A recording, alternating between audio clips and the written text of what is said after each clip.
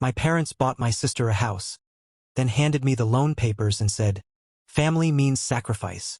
I said no. They sued me for $500,000, but in court, the judge looked at them and asked one thing that made their lawyer go silent. I, 29M, have always known my parents favored my younger sister, Tara, 25F. She's the golden child. Pretty, charming, and excellent at crying on cue. Growing up, I was the independent one, which in my family's language meant, we'll ignore your needs because you can figure it out. Still, I kept my head down. Got a scholarship, worked 2 jobs, paid my way through college. No complaints. When I landed a good job in finance, I was relieved, not proud, just tired. I thought I could finally take care of myself without needing anything from them. Last November, I got invited to what my mom called a family dinner at their house. Nothing new, except when I pulled up, there were balloons, champagne, a "Welcome home, Tara" sign. Confused, I walked in and saw Tara twirling in the living room. She threw her arms out and shouted, "It's mine! They bought me a house, a 2-story townhouse, fully paid." I blinked.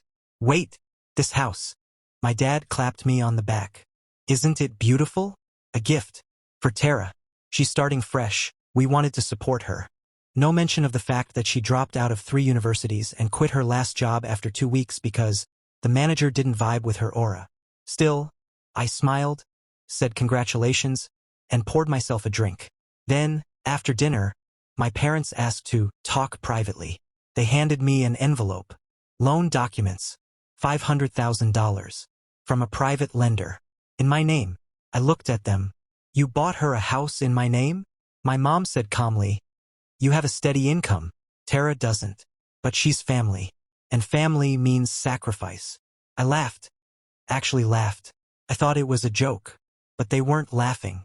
My dad crossed his arms. "You're being selfish. We expect you to sign." I slid the envelope back across the table and said, "Then expect me to leave." They tried to guilt me, begged, even threatened. I walked out.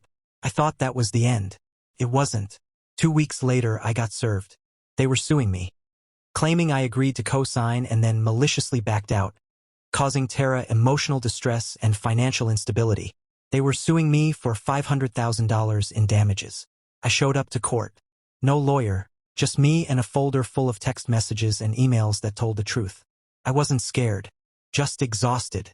When their lawyer stood to argue, the judge stopped him and asked one simple question. "Can you show me any written agreement where the defendant consented to this loan?" Silence. The lawyer shifted. My parents exchanged glances. And then the judge said, "Because unless you can, we're done here." The lawsuit was dismissed within 15 minutes. No contract. No signature. No case. As I gathered my papers, my mom stood up and shouted in the courtroom, "You ruined your sister's life. You'll regret this." The judge didn't even look up. Outside, their lawyer pulled me aside. A young guy, probably fresh out of law school, sweating through his suit. "She didn't tell me you never signed anything," he muttered. "If I'd known, I wouldn't have taken the case." I just nodded and walked away. But of course it wasn't over. Not even 24 hours later, my phone blew up. Texts, missed calls, voicemails. The family group chat was on fire. "Tara, thanks for humiliating me in court. I can't believe you do that to your own sister. Mom, you embarrassed us in public. Are you proud? Aunt Carol, you need to apologize. That girl has no home because of you. Uncle Raj, couldn't you just be generous for once? It's just money." I didn't reply. I didn't need to. My silence did the talking. A week later, I got a call from a private number. It was Tara. She sounded like she'd been crying. "You don't get it," she said. "This was supposed to be my chance. Everyone's mad at me now. I had plans. Friends were coming to visit. I even posted about the house. And now I look like an idiot." I took a deep breath and said, "Tara, you never asked me. You never called me. You just let them use my name for a house I didn't agree to buy." She paused. Then, "Because you always say no. You never sacrifice for family. Never." Click. 3 days later, I got an email from HR at my office. An anonymous report had been filed accusing me of financial misconduct, falsifying documents, embezzling client funds. It triggered a full audit. I knew immediately who was behind it. The good news? I was clean. They found nothing. The bad news? My reputation took a hit. Even after being cleared, people whispered. One VP even asked if I was going through something at home. Yeah. You could say that. I finally sent a group text to my entire family. Do not contact me again. If you attempt to sabotage my job, my finances, or my reputation, I will press charges. This is not up for debate. 1 blue tick. 2. 3. Then silence. 2 months passed. Peacefully. Until I got a message request on Instagram from someone I hadn't spoken to in years. Tara's ex. Hey man, you might want to know what she's been up to. I didn't want to get involved, but you should see this. What he sent me. It made everything make sense. Tara's ex, Sam, and I barely knew each other. They dated for about a year before she dumped him. Something about energy mismatch. But his message wasn't casual. She's been bragging to people that you'd co-sign the house months before you ever knew about it. He sent screenshots, DMs, group chat convos, even a voice note of her saying, "Oh, my brother? He's boring but useful. He'll sign." He always folds once mom starts crying. Another message from Tara to her friend. Got approved. The loan's not technically signed yet. But my parents said he's just being dramatic. He'll cave like always. Then it got worse. Apparently, Tara had been trying to sublet the townhouse online, posting it on short-term rental sites, collecting deposits from people before the house was even in her name. That explained the panic. The guests she invited. The plans she said I ruined. She'd already taken money. And when the judge dismissed the case, she lost everything. Not just the house, but her little side hustle, her reputation, her luxury host influencer plans. I could have buried this, moved on. But something about those messages made me snap. She tried to ruin my life and still believed I was the villain. So I made a call. I contacted 3 people. 1. The lender whose name was on the loan paperwork. 2. The people who had paid Tara deposits. 3. My company's legal department and gave them a copy of the false accusation complaint. Turns out, what Tara did wasn't just reckless. It bordered on fraud. The lender was furious. The deposits? Some were international, and she'd used my name and credit profile in those listings. One woman even messaged me on LinkedIn asking when she could check in. I filed a formal complaint with the cybercrime unit. I handed over everything Sam had given me. Voice notes, screenshots, payment confirmations, and I let the system work. 2 weeks later, Tara showed up at my building. I didn't let her in. She started buzzing repeatedly, screaming into the intercom. Are you happy now? They're investigating me. I could go to jail. I walked away from the speaker, but not before saying, family means sacrifice, right? The final blow came not from me, but from someone I never expected. My dad. I hadn't heard from my parents in nearly 2 months. Then one Sunday morning I got an email. Not a call. Not even a text. An email. Subject line. We need to talk before it goes too far. It was from my dad. He asked to meet. Just him, no mom, no Tara. The tone was different. Not angry. Not demanding. Just tired. I agreed out of curiosity more than anything. We met at a diner halfway between my apartment and their house. He looked older. Thinner. Like he hadn't slept properly in weeks. He didn't even wait for the coffee before starting. Your mother didn't know how bad it was. I didn't either. We thought Tara just needed help. A push. We didn't realize she was lying to all of us. I raised an eyebrow. You sued me. He looked down at his hands. Because she told us you promised to help.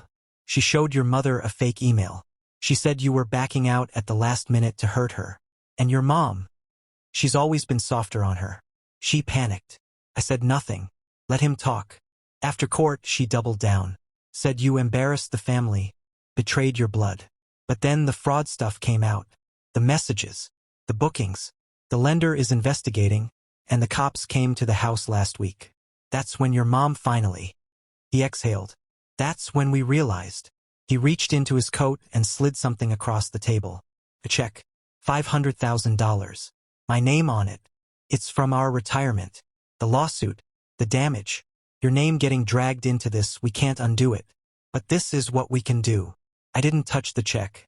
He added quietly, we're cutting her off. I looked up. That I didn't expect. No more money. No house. No cars. No second chances.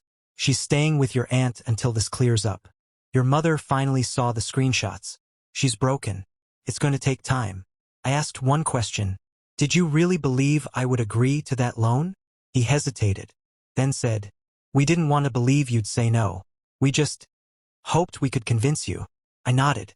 That's not love. That's coercion. He didn't argue. A week later, I got another email. Not from my parents. From Tara. They left me. Cut me off. You did this. You won. Then a second message, 1 minute later. But just remember, family voted once. We can vote again. I didn't reply. I won't. Because here's what she doesn't understand. This was never about a vote. It was about boundaries. And after a lifetime of sacrificing for a family who only saw me as a resource, I'm finally free. Update. Hi Reddit. It's been about 6 months since everything went down, and a few people messaged me asking for an update. So, here it is. The fallout is still happening. Tara is now officially under investigation for rental fraud and online financial deception. 2 people who paid deposits actually flew in expecting the townhouse to be theirs. When they realized it was never legally hers, they filed complaints. One even threatened a civil lawsuit. She moved out of my aunt's house after allegedly stealing her credit card. I wasn't surprised. I haven't heard from her since that "we can vote again" message. I blocked her on everything. She did try to follow my fiancé on Instagram with a fake account. Blocked there too. My parents? They're quieter. No more lawsuits. No more emotional blackmail. My dad and I talk occasionally, surface-level stuff. He apologized again. Said cutting Tara off was the hardest thing he's ever done. My mom still won't speak to me directly. She sends things through my dad, which is fine. I didn't cash the check they gave me. I shredded it. I didn't want their money. I wanted respect. My job? Fully cleared. Reputation intact. They even promoted me. Apparently, staying calm under pressure is considered a leadership trait. The best part? I bought my own condo last month. All mine. No loans. No drama. No strings. I'm furnishing it slowly, piece by piece. Every chair, every lamp, every curtain. I pick it. I pay for it. I live in it. And no one can take that from me. If you made it this far, thanks for reading. This one was personal and a bit of a roller coaster. If you want more real stories like this, family drama, betrayals, justice, and full-circle revenge, make sure to like the post. Drop a comment. I read every single one. Subscribe or follow for more story drops. Because trust me, in this family, the drama never really ends.